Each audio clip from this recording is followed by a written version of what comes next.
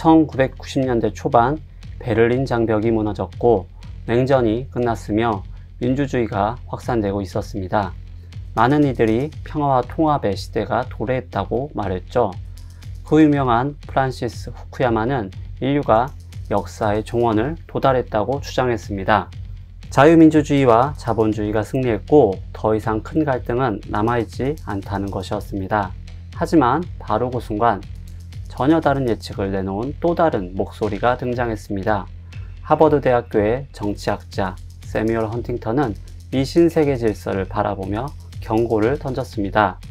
옛 전쟁들은 끝났을지 몰라도 새로운 전쟁이 다가오고 있으며 그것은 이념이 아니라 문화를 둘러싸고 벌어질 것이라고 이야기했습니다. 바로 문명 간의 충돌이 될 것이라고 말이죠. 오늘 소개할 책은 세뮤얼 헌팅턴의 문명의 충돌입니다. 1993년 헌팅턴은 문명의 충돌이라는 논문을 발표했고 이후 같은 제목의 책으로 확장 출간했습니다. 그는 냉전 이후 세계에 대해 이렇게 이야기합니다. 오늘날 사람들 사이에 가장 중요한 구분은 더 이상 이념이 아니라 문화다. 그는 앞으로의 갈등은 서로 다른 문명에 속한 사람들 간, 즉 문명의 단층선을 따라 일어날 것이라고 썼습니다. 헌팅턴에게 문명이란 인류를 구성하는 가장 넓은 문화적 집단을 의미했습니다. 예를 들어 서구 문명, 이슬람 문명, 힌두 문명 등이 있습니다. 이러한 문화적 정체성으로 동맹과 적대 관계를 형성하게 될 것이라는 것이죠. 그가 이렇게 믿는 데에는 몇 가지 이유가 있었습니다. 우선 냉전의 종식은 자본주의와 공산주의 간의 이념 대결을 종식시켰습니다. 동시에 세계화는 각 문화를 그 어느 때보다 더 가깝게 만들었습니다. 그런데 헌팅턴은 사람들은 모두 하나의 글로벌 문화로 융합되지 않을 것이며 오히려 빠른 변화로 인해 자신의 문화 정체성, 그러니까 종교, 가치관에 더 강하게 매달릴 것이라고 보았습니다. 헌팅턴은 자신의 이론을 시각화하기 위해 세계 지도를 그려 설명했는데요. 그는 전 세계를 8개의 주요 문명권으로 분류했습니다.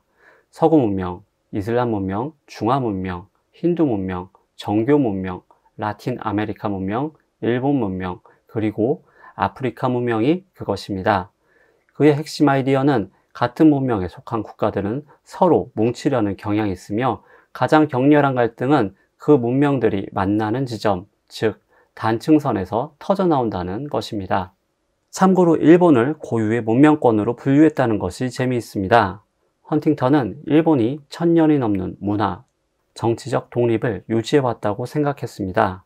아스카 시대와 나라 시대에도 강한 국가적 고유성을 유지했습니다. 도쿠가와 막부의 시코쿠 정책은 일본을 다른 세계와 고립시키는 역할을 했죠. 이에 더해 일본의 독특한 언어와 문자 그리고 종교는 일본을 고유의 문명권으로 분류하는 이유가 되었습니다. 그는 일본은 문화적 정체성을 유지하면서 20세기 이전에 성공적으로 근대화한 유일하고 독특한 문명이라고 말하기도 했습니다. 아무튼 이러한 아이디어가 처음 나왔을 때 학계와 언론에서는 상당한 논란이 일었습니다. 많은 학자들은 헌팅턴이 문화를 너무 단순화시키고 협력보다는 갈등을 강조한다고 비판했죠. 하지만 몇 년이 지나지 않아 그의 책이 다시 주목받는 사건이 찾아오게 됩니다. 바로 2001년 9월 11일에 발생한 테러가 그것입니다. 9.11 테러는 전 세계를 충격에 빠뜨렸습니다. 사건 이후 많은 사람들이 묻기 시작했습니다. 이들이 원하는 것은 무엇인가? 조사 결과 공격을 감행한 알카에다 조직은 극단적 이슬람주의 이념에 기반을 두고 있었으며 미국과 서방 세계를 이슬람의 적으로 간주하고 있었던 것으로 드러났습니다. 헌팅턴은 이미 세계에서 가장 격렬한 갈등이 이슬람 문명의 경계선 근처에서 자주 발생하고 있다고 지적하면서 이슬람의 경계는 피로 물들어 있다는 표현까지 사용했었죠. 이제 시간을 좀 더 앞당겨 최근 몇 년의 상황으로 넘어가 보겠습니다. 먼저 미국과 중국 사이의 경쟁을 살펴볼까 합니다. 표면적으로는 세계 경제의 패권을 다투는 전형적인 강대국 사이의 경쟁처럼 보일 수 있습니다. 하지만 헌팅턴은 이미 중국의 부상을 날카롭게 경고했습니다. 단순한 경제 성장이 아니라 유교 문명을 기반으로 한 독자적 세계관이 서구 질서와 충돌할 것이라고 언급했죠. 헌팅턴은 이를 서구 대 비서구라는 구도로 설명하는데요.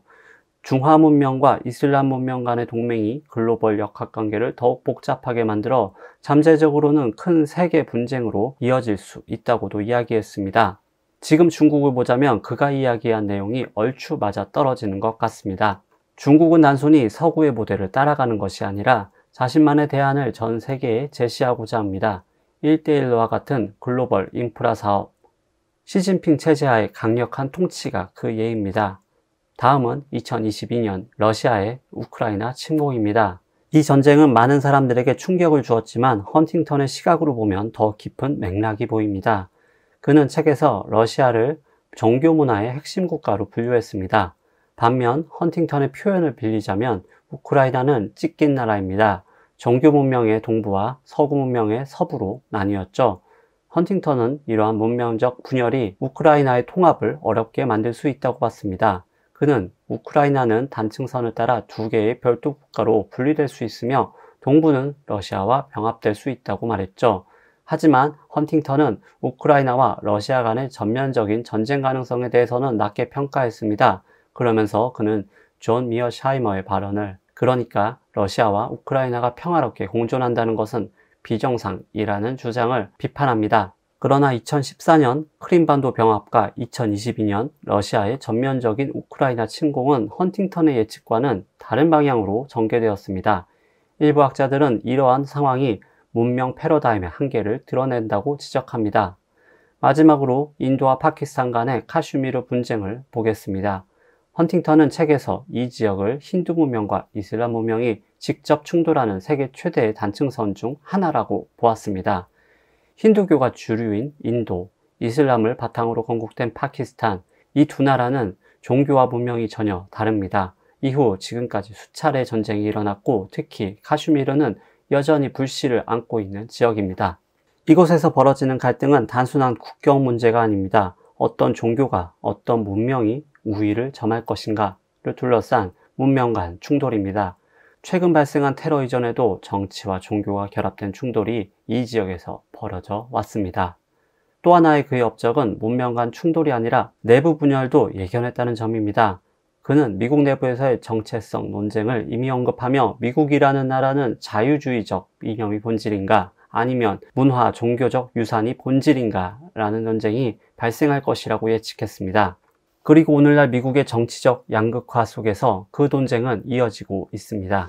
30년 전 문명의 충돌은 새로운 세계 질서의 갈등을 이끄는 힘은 문명이 될 것이다 라는 주장을 통해 큰 반향을 일으켰습니다. 오늘날의 세계를 둘러보면 왜 헌팅턴이 높게 평가받는가를 이해할 수 있을 겁니다. 민족주의의 재부상, 서구 세계와 중국 사이의 갈등, 서구 사회와 이슬람 세계 간의 지속적인 갈등, 이 모든 것들이 헌팅턴이 그려낸 도식과 상당히 맞아떨어집니다. 하지만 그렇다고 해서 문명 충돌이 불가피하다는 것일까요? 그렇지는 않습니다. 헌팅턴의 이론은 세상을 해석하는 하나의 틀일 뿐 유일한 해석은 아닙니다. 많은 비평가들은 세계를 문명이 충돌하는 곳으로 보는 사고방식이 그 긴장을 오히려 증폭시킬 수 있다고 우려합니다. 예를 들어 9.11 이후 문명 간 충돌이라는 프레임이 퍼지면서 모든 무슬림을 적대 문명의 일부로 뭉뚱거리는 시설이 나타났고 이는 불신과 긴장을 낳았습니다. 인간은 단지 문명으로만 정의되지 않습니다. 우리는 복합적인 정체성을 가지고 있으며 세계를 단순히 문명이라는 도구로 나누는 것은 우리가 문명을 넘어 공유할 수 있는 가치를 가려버릴 수 있습니다. 결국 헌팅턴의 문명의 충돌은 하나의 지정학적 관점을 제공한다는 것에 의의가 있습니다. 그리고 문화와 정체성이 얼마나 강력한 요소인가를 이해하는데 큰 도움을 주는 책입니다. 그의 주장에 전적으로 동의하지 않더라도 그의 사상은 분명히 깊은 사고의 출발점이 될 것입니다. 끝까지 시청해 주셔서 감사합니다.